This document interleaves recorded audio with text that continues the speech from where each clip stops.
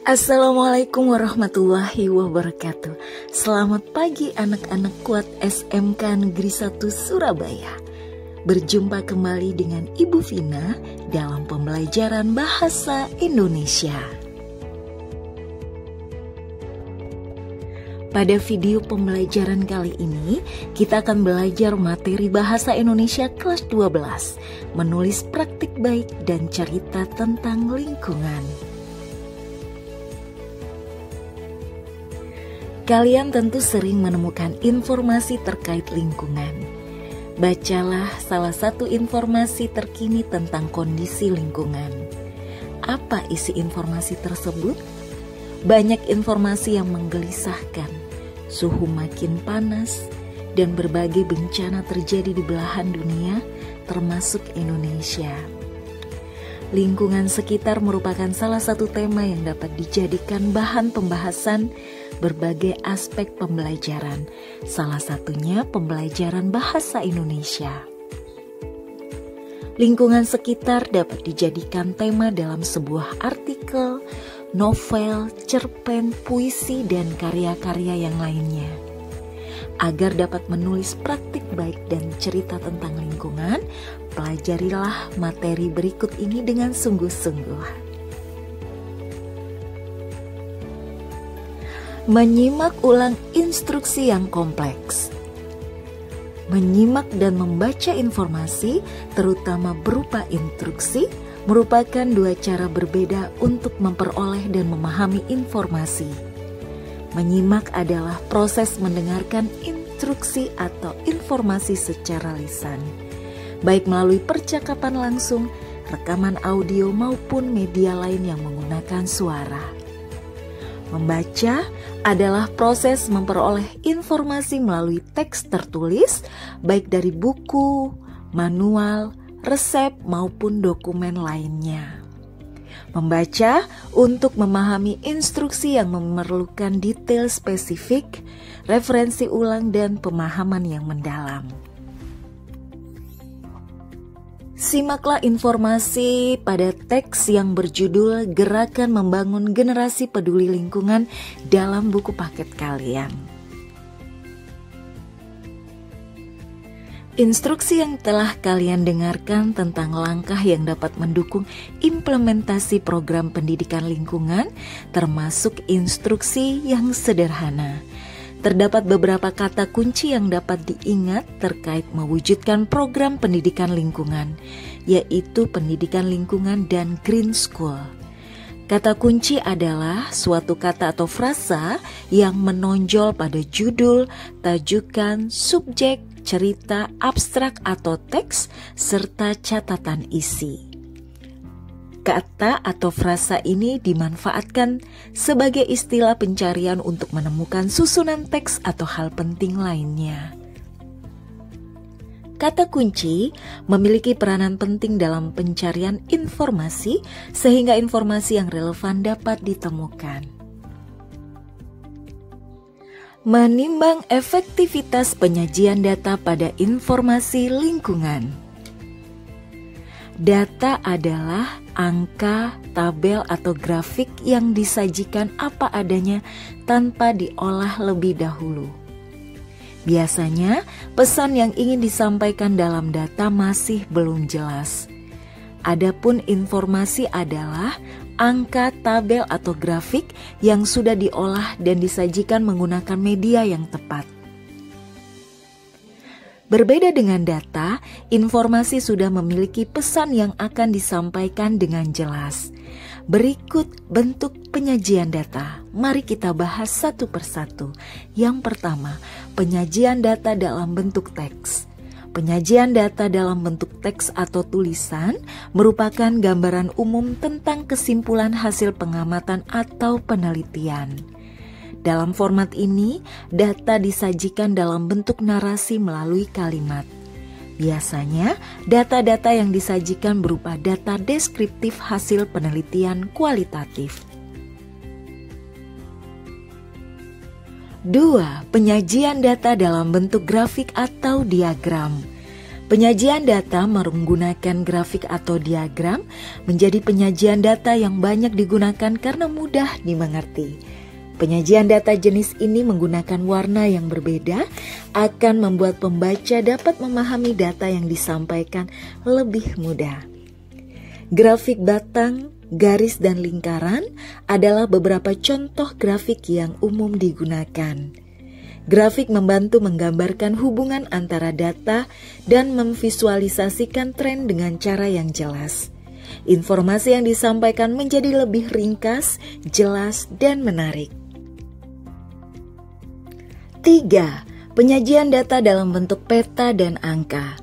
Penggunaan peta dan angka memudahkan pembaca untuk menerima informasi. Untuk menggambarkan suatu kondisi dalam peta, biasanya menggunakan beberapa bentuk simbol. Pemilihan simbol yang sesuai juga menjadi hal yang penting dalam penyajian data. Tujuan supaya tidak terjadi kesalahan ketika pembacaan informasi. Penggunaan peta untuk menyajikan data lebih ke data spesial, seperti lokasi geografi. Hal ini membantu dalam memahami distribusi geografis dari data yang disampaikan. 4. Penyajian data dalam bentuk infografik. Kata infografik berasal dari bahasa Inggris infographic, dari kata information dan graphic. Dalam bahasa Indonesia diartikan representasi visual atas informasi atau data, misalnya dalam bentuk bagan atau diagram. Infografik adalah media informasi yang dapat berbentuk teks dengan perpaduan gambar, grafik, ilustrasi, dan tipografi. Infografik digunakan untuk mempresentasikan data agar mudah dipahami dan dibaca. Menggunakan beragam sumber informasi untuk mengambil keputusan. Informasi merupakan sebuah keterangan, pemberitahuan, kabar, ataupun berita. Suatu informasi harus memuat tentang fakta. Fakta adalah keadaan atau peristiwa yang merupakan kenyataan atau sesuatu yang benar-benar terjadi. Fakta berbeda dengan opini. Fakta adalah hal, keadaan, peristiwa yang merupakan kenyataan atau sesuatu yang benar-benar ada atau terjadi. Sedangkan opini merupakan pendapat, pikiran, pendirian. Dapat dikatakan bahwa opini adalah tanggapan penulis terhadap hal, barang, perkara, kejadian, atau peristiwa faktual. Masyarakat dapat mencari dan menerima informasi dengan berbagai tema, termasuk tentang lingkungan. Melalui media digital, masyarakat dapat dengan mudah mengakses informasi tanpa perlu keluar rumah. Namun, terkadang informasi yang didapatkan tidak semuanya fakta. Oleh karena itu, mencari kebenaran informasi perlu dilakukan.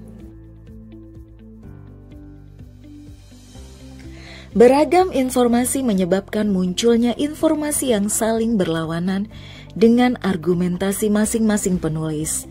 Oleh karena itu, kalian harus cermat dalam mengambil sebuah keputusan di antara beragamnya informasi yang didapatkan. Suatu informasi yang berlawanan terjadi karena hal berikut. 1. Acuan atau metode yang digunakan oleh dua informasi itu berbeda. Contohnya acuan definisi. 2. Sumber data yang digunakan dua informasi itu berbeda. 3. Sudut pandang antara penulis pada setiap informasi berbeda. 4. Latar belakang keilmuan atau kapasitas penulis berbeda atau tidak berimbang. Beragamnya informasi yang didapatkan harus disikapi dengan cermat dan bijak. Kalian dapat menyikapi dengan mengumpulkan beragam informasi yang berlawanan dan mengambil kesimpulan dalam bentuk klarifikasi. Klarifikasi merupakan penjernihan, penjelasan, dan pengembalian kepada apa yang sebenarnya, yaitu tentang karya ilmiah dan sebagainya. Dapat disimpulkan bahwa klarifikasi merupakan istilah yang digunakan untuk menanggapi sebuah informasi yang belum jelas atau bias. Menjelaskan cerita tentang lingkungan secara runtut. Cerita yang runtut adalah cerita yang dapat menjelaskan suatu kejadian atau pengalaman dengan alur yang jelas dari awal hingga akhir permasalahan. Cerita atau informasi yang disampaikan secara runtut akan membantu pendengar atau audiensi memahaminya. Sebelum dilakukan penyampaian secara lisan, pembicara juga harus memahami siapa pendengarnya atau audiensnya. Hal ini karena audiensi anak-anak atau remaja berbeda dengan audiensi orang dewasa. Agar audiensi dapat lebih mudah memahami suatu cerita atau informasi, terkadang cerita atau informasi tersebut disampaikan dengan memberikan sebuah contoh-contoh. Misalnya, pembicara menyampaikan perlunya remaja ikut berpartisipasi menyelamatkan lingkungan, maka harus diberikan contoh-contoh konkret seperti kegiatan reboisasi yang dilakukan para pemuda di lingkungannya. Dalam menceritakan kembali informasi secara runtut, kalian tentu dituntut menggunakan bahasa dan kalimat yang mudah dipahami oleh audiensi. Dalam sebuah kalimat, tidak jarang kita menemukan frasa. Apa itu frasa? Frasa adalah gabungan dua kata atau lebih yang membentuk satu kesatuan. Namun, kata-kata tersebut tidak membentuk subjek predikat dan tidak membentuk makna baru. Artinya, bentuk baru itu tidak menimbulkan makna yang berbeda dengan makna kata sebelumnya. Frasa juga dapat dikatakan sebagai satuan sintaksis terendah. Meski demikian, frasa bukanlah satuan yang terkecil dalam kelompok tersebut karena kata masih merupakan satuan terkecil dari sintaksis. Umumnya, frasa terdiri atas dua kata atau lebih yang salah satu unsurnya berupa unsur utama, sedangkan unsur yang lain berupa keterangan. Unsur inti dari frasa adalah unsur yang diterangkan. Sebaliknya, unsur tambahan merupakan unsur yang menerangkan.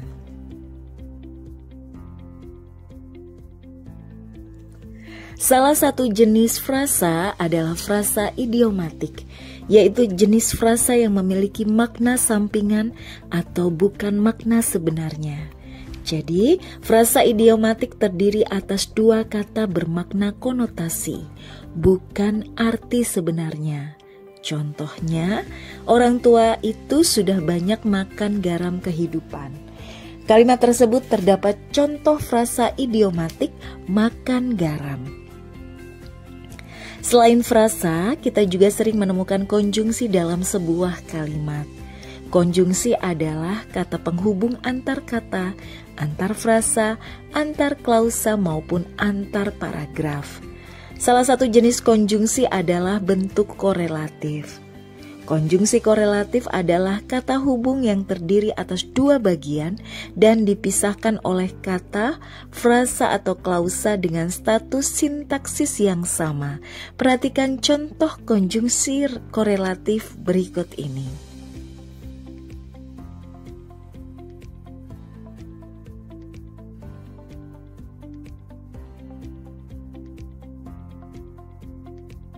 Menulis cerita pendek bertema lingkungan. Permasalahan lingkungan di sekitar dapat dijadikan sebagai tema menulis cerita pendek. Cerita pendek atau cerpen merupakan salah satu karya sastra fiksi. Cerita ini sangat pendek dibandingkan dengan novelet.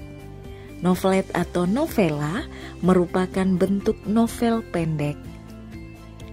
Cerpen memiliki unsur-unsur pembangun, yaitu unsur intrinsik dan ekstrinsik. Mari kita bahas satu persatu. Unsur intrinsik cerpen. Unsur intrinsik merupakan unsur-unsur pembangun karya sastra yang berasal dari dalam karya itu sendiri. Unsur intrinsik cerpen merupakan unsur penting yang tidak dapat dihilangkan atau digantikan dalam karya sastra. Menurut Nurgiantoro dalam teori pengkajian fiksi, unsur intrinsik cerpen terdiri atas tema, tokoh, penokohan, alur, latar, sudut pandang, gaya bahasa, dan amanat. Mari kita bahas satu persatu. 1. Tema. Tema merupakan peranan penting dalam sebuah cerita. Tema merupakan dasar cerita, gagasan sentral atau ide pokok yang menjadi dasar dalam suatu karya sastra dan berperan penting dalam keseluruhan isi cerita. Penulis suatu karya sastra tidak akan secara terang-terangan mengatakan apa yang menjadi inti permasalahan suatu karya tersebut. Pembaca harus menentukan sendiri tema yang disajikan oleh penulis. Tema dalam suatu karya biasanya tersembunyi, namun tidak jarang juga penulis cerpen menampilkan kata atau kalimat kunci dalam salah satu bagian cerita yang akan membuat pembaca mengetahui tema sebelum menyelesaikan bacaannya. Pada prinsipnya, tema pada suatu cerpen dapat diketahui melalui hal yang dirasakan, dipikirkan, diinginkan, dibicarakan, atau dipertentangkan oleh para tokohnya. 2. Alur. Alur merupakan jalan cerita yang dikembangkan berdasarkan gagasan utama.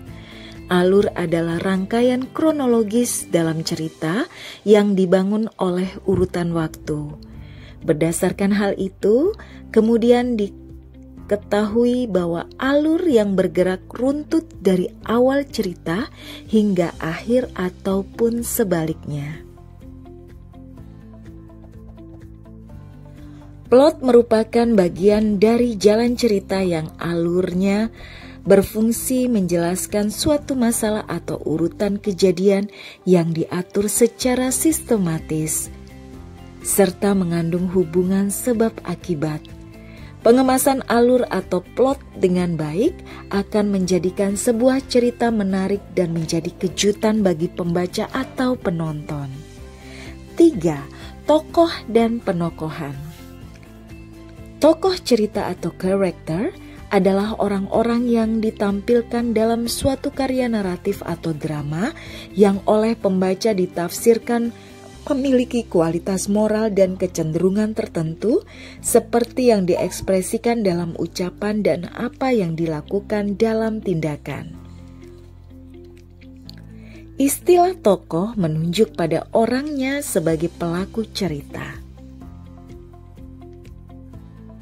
Jenis-jenis tokoh dalam sebuah karya fiksi dapat dibedakan berdasarkan segi peranan atau tingkat pentingnya tokoh dalam sebuah cerita, yaitu tokoh utama adalah tokoh yang diutamakan penceritaannya dalam karya fiksi yang bersangkutan. Tokoh tambahan adalah tokoh yang kemunculannya lebih sedikit dan kehadirannya jika hanya ada keterkaitannya dengan tokoh utama secara langsung atau tidak langsung. Penokohan adalah pelukisan gambaran yang jelas tentang seseorang yang ditampilkan dalam sebuah cerita. Penokohan juga mencakup masalah siapa tokoh cerita, bagaimana perwatakan dan bagaimana penempatan dan pelukisannya dalam sebuah cerita sehingga sanggup memberikan gambaran yang jelas pada pembaca. 4. Latar. Latar disebut juga setting, yaitu tempat atau waktu terjadinya peristiwa-peristiwa yang terjadi dalam sebuah karya sastra. Latar tempat mengacu pada lokasi terjadinya peristiwa yang diceritakan dalam sebuah karya fiksi. Latar waktu berhubungan dengan masalah kapan terjadinya peristiwa-peristiwa yang diceritakan dalam sebuah karya fiksi. Latar sosial mengacu pada hal-hal yang berhubungan dengan perilaku sosial masyarakat di suatu tempat yang diceritakan dalam karya fiksi. Latar merupakan tempat keadaan sosial yang menjadi wadah tempat tokoh melakukan dan dikenai suatu kejadian. Hal ini penting untuk memberikan kesan realistis kepada pembaca, menciptakan suasana tertentu seolah-olah sungguh-sungguh ada dan terjadi. Pembaca dengan demikian merasa dipermudah untuk mengoperasikan daya imajinasinya. Dimungkinkan untuk berperan serta secara kritis sehubungan dengan pengetahuannya terhadap latar.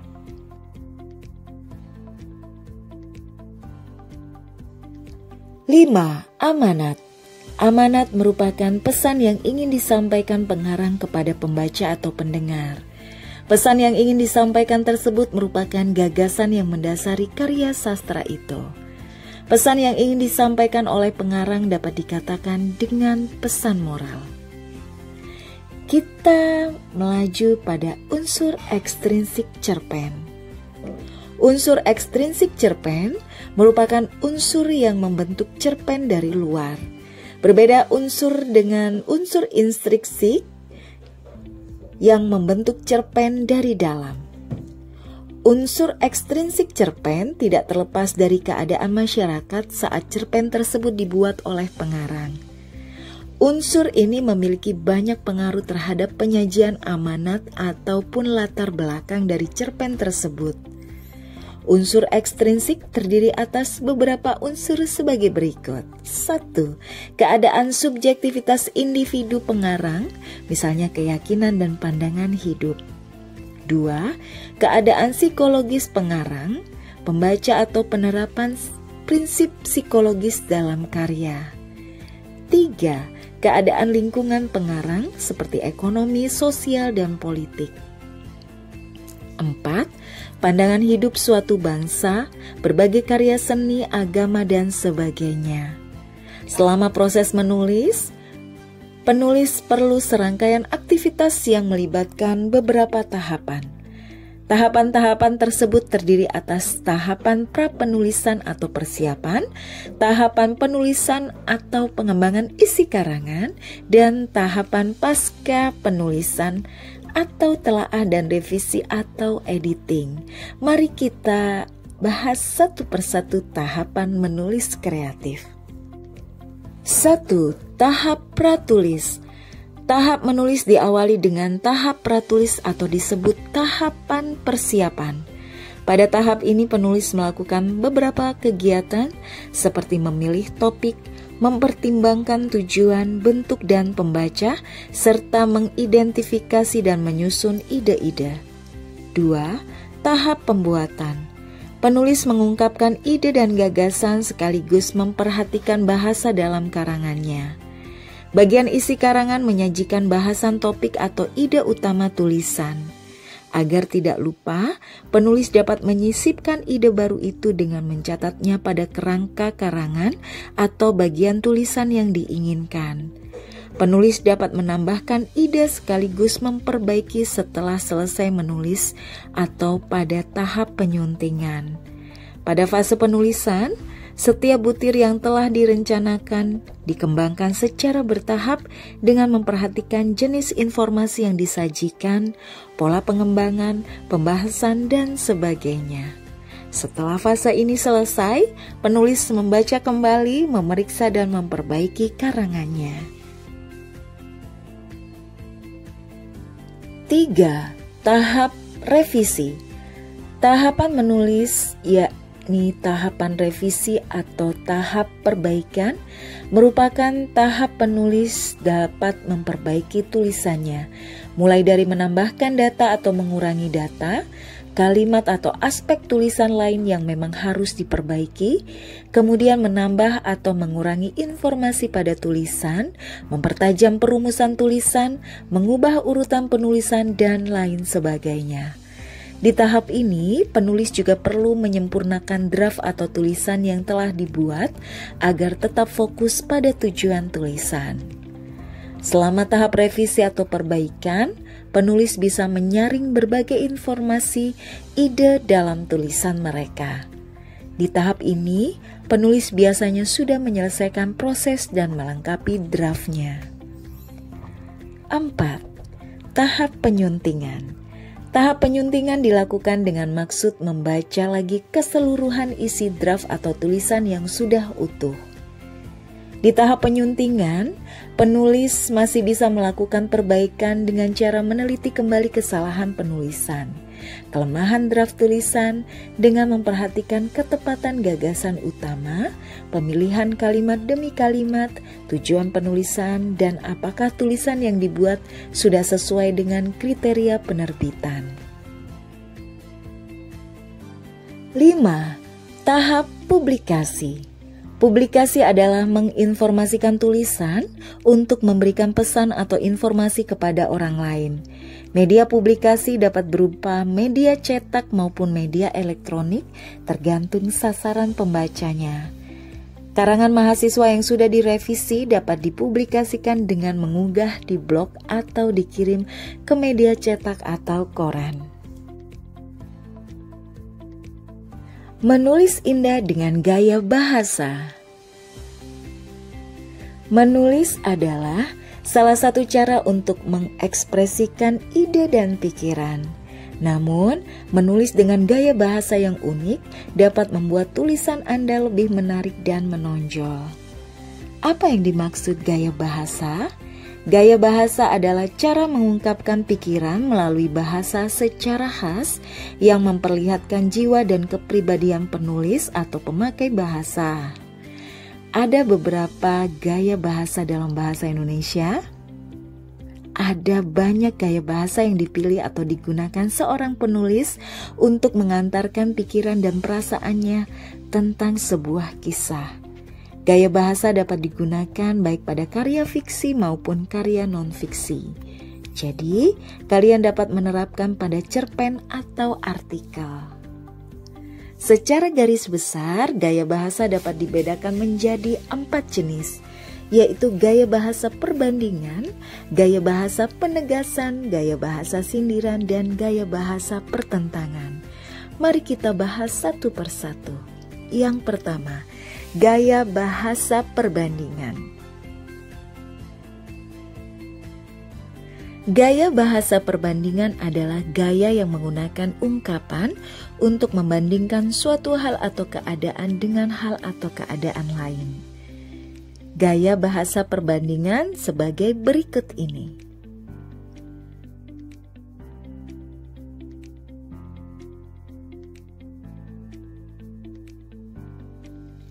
Dua, gaya bahasa penegasan.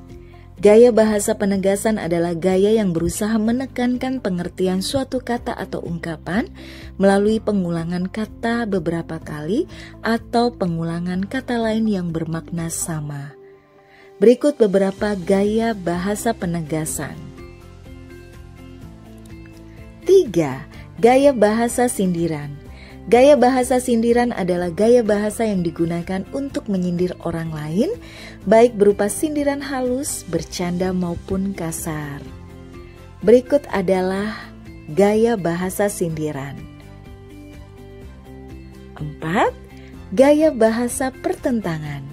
Gaya bahasa pertentangan adalah gaya bahasa yang diungkapkan untuk mempertentangkan suatu hal atau keadaan dengan maksud memberi penekanan. Gaya bahasa pertentangan contohnya sebagai berikut.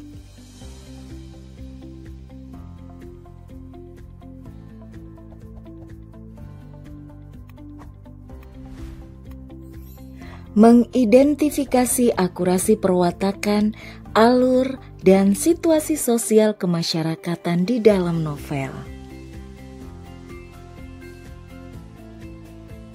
Untuk mengidentifikasi akurasi perwatakan, alur, dan situasi sosial kemasyarakatan sebuah novel, kalian perlu membaca novel secara menyeluruh dan memperhatikan elemen-elemen cerita yang relevan.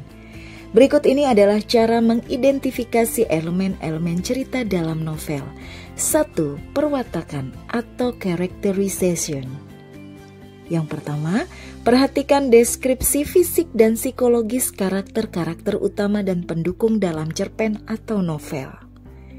2. Perhatikan cara dialog dan tindakan karakter-karakter tersebut untuk memahami kepribadian dan sifat mereka. 3. Identifikasilah karakter-karakter ini berinteraksi satu sama lain dan cara mereka bereaksi terhadap konflik dalam cerita. 2. alur atau plot. Perhatikan urutan peristiwa dalam cerita atau novel dan pengembangan cerita dari awal hingga akhir. 2. Identifikasilah konflik muncul dan pemecahannya dalam cerita. 3. Perhatikan konflik internal atau eksternal yang mempengaruhi alur cerita. 3. Situasi sosial kemasyarakatan atau social setting. Yang pertama, identifikasi latar waktu dan tempat cerita berlangsung. 2. Perhatikan aspek-aspek sosial dan budaya dalam cerita, seperti norma-norma sosial, nilai-nilai masyarakat dan interaksi antar karakter yang mencerminkan situasi sosial kemasyarakatan. Perhatikan identifikasi novel yang berjudul Sarongge karya Tosca Santoso berikut ini.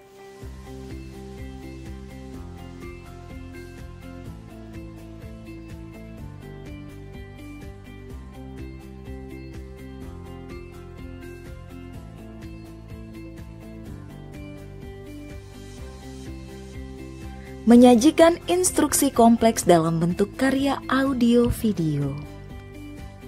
Instruksi memiliki persamaan arti atau sinonim dengan perintah, arahan, pelajaran, dan petunjuk. Secara istilah, instruksi adalah sebuah arahan atau perintah untuk melakukan sesuatu. Maksud dari instruksi adalah untuk membuat jelas apa yang diharapkan dan bagaimana memprosesnya. Instruksi mengandung ide pokok bagaimana melakukan atau membuat sesuatu, sehingga sebuah instruksi disusun berdasarkan urutan proses atau prosedural. Urutan tersebut tidak boleh tertukar posisinya, karena akan membuat instruksi yang diikuti menjadi tidak akurat. Contoh instruksi sederhana atau simplek adalah instruksi membedakan sampah organik dan anorganik. Sedangkan contoh instruksi rumit atau kompleks adalah instruksi pembuatan pupuk kompos dari sampah organik.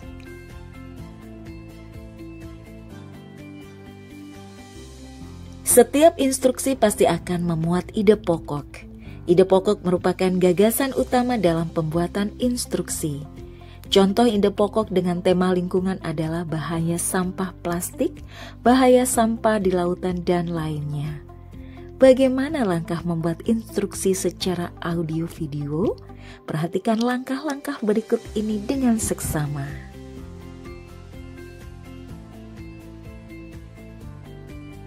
Demikianlah materi pembelajaran bahasa Indonesia pada video kali ini. Sampai berjumpa di video-video pembelajaran bahasa Indonesia lainnya. Salam dari SMK Negeri 1 Surabaya. Kuat. Wassalamualaikum warahmatullahi wabarakatuh. Sampai jumpa.